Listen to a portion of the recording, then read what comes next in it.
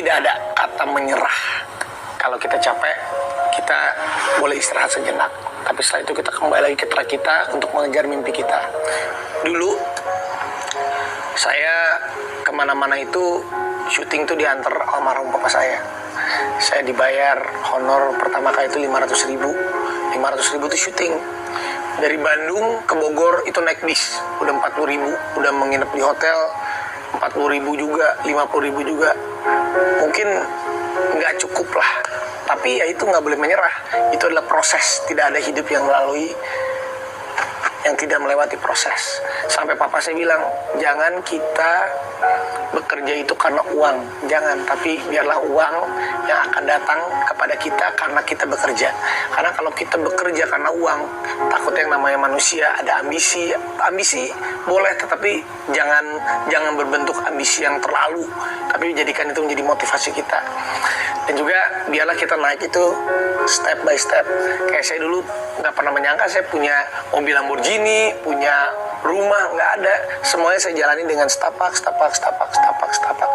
Dan dulu tuh saya percaya banget kalau rezeki yang kita punya, kita harus bagi kepada siapapun itu. Jadi honor pertama saya tuh umur 14 tahun, dapat honor dulu 500 ribu.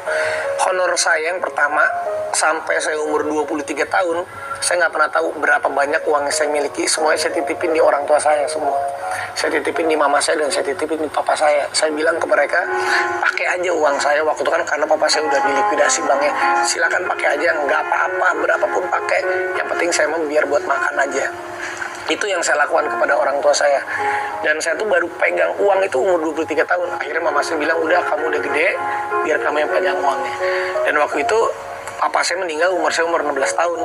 Saya pikir papa saya meninggal, wah itu akhir dari semuanya. Karena saya merasa umur saya 16 tahun, apa saya bisa untuk menanggung ibu dan adik-adik saya. Tapi memang papa saya tuh selalu bilang, jangan takut, karena Allah itu pasti memberikan cobaan yang kita pasti bisa lewatin asal kita ikhlas. Nah, papa saya tuh selalu bilang, sapa setiap orang, silaturahmi itu penting.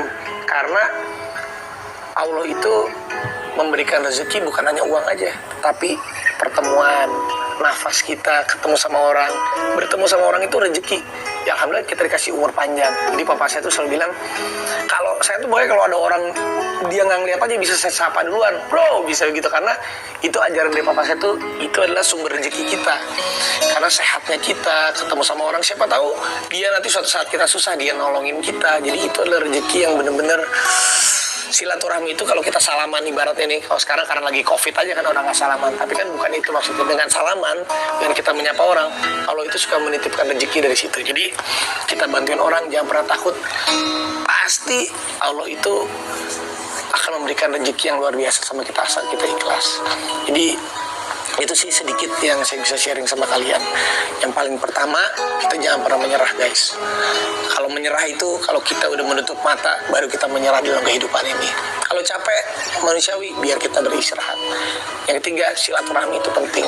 Sangat penting sekali. Membantu orang, sedekah, berbagi, itu sangat penting. Jangan pernah takut uang kita atau tenaga kita habis untuk membantu orang lain. Jadi intinya, bersyukur sih, itu paling penting. Karena kadang kita suka lupa gitu. Bersyukur, saya setiap, percaya nggak percaya, saya setiap mau tidur tuh, saya tuh kan orangnya nggak bisa langsung tidur.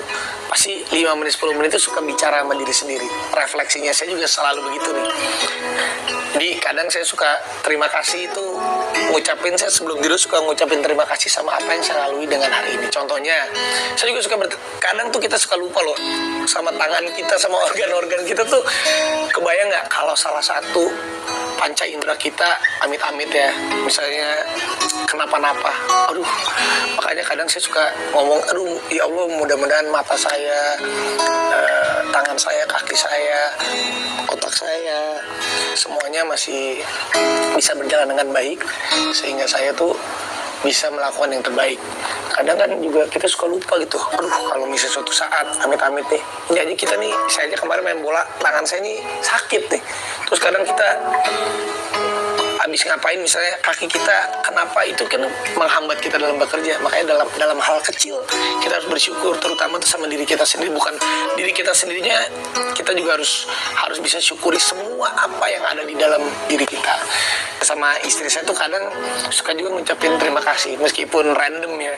Saya kalau lagi enak aja, sayang makasih ya kamu udah selalu sabar sama aku gitu. Meskipun aku suka kadang gengsi, tapi ucapan terima kasih sama ibu saya juga, Ma makasih ya.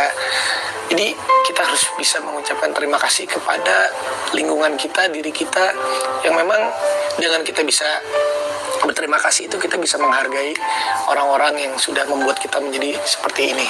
Kadang juga itu dia, saya percaya bahwa doa dari orang sekitar itu yang paling benar-benar banget, yang makbul banget buat kita. Jadi yang paling pertama kita harus bersyukur, kita harus jangan lupa juga mengucapkan terima kasih. Yang paling penting pasti kepada Allah Subhanahu Wa Taala dan juga kepada semua yang ada di tempat kita. Jadi percaya atau nggak percaya, kita itu tidak bisa sukses karena sendiri. Kita itu nggak bisa hidup sendiri. Kita tuh nggak bisa apa-apa sendiri. Makanya silaturahmi kepada semuanya yang ada di dekat kita, bahkan yang ada jauh dimanapun, itu penting banget.